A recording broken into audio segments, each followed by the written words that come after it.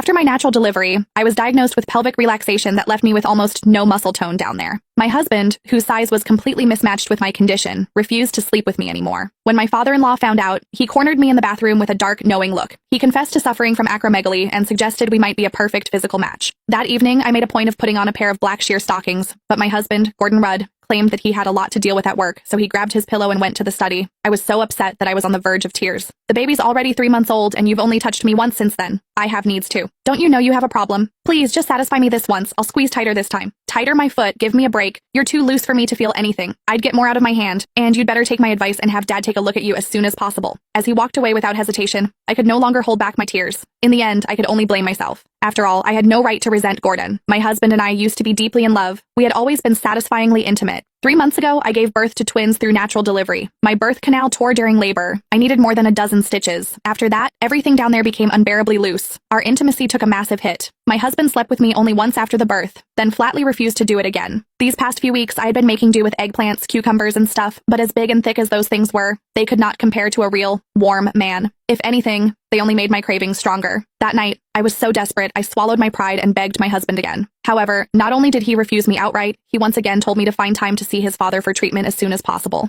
My father-in-law, Mark Rudd, was a gynecology specialist at a top-tier local hospital. He was incredibly skilled. People even called him a miracle worker in gynecology. He was my father-in-law, after all. How could I, as his daughter-in-law, possibly go to him with a problem like that? Even though Mark was nearly 50, he was strikingly handsome. He always wore a pair of gold-rimmed glasses that made him look refined and scholarly. He kept himself in excellent shape, too. His body was firm and muscular, radiating a kind of mature masculine charm. Ever since Gordon stopped touching me, I had fantasized about Mark more than once. If he were really the one examining me for that condition, I would probably lose control and humiliate myself beyond belief. If that had happened, I would be too ashamed to even show my face in this house. While I was lost in my tangled thoughts, the sounds of intimacy drifted faintly through my in-laws' room next door. The noises were unmistakably heated. It was obvious that Mark had Janet pinned beneath him. He was thrusting hard. As Janet's breathless gasps and soft moans continued through the wall, I actually found myself feeling envious and jealous. If only I were the one underneath Mark. The thought sent what was left of my smoldering desire roaring back to life and burning hotter than ever. I could not help squeezing my thighs together and rubbing them against each other for friction. Just then, raised voices suddenly came from the room next door.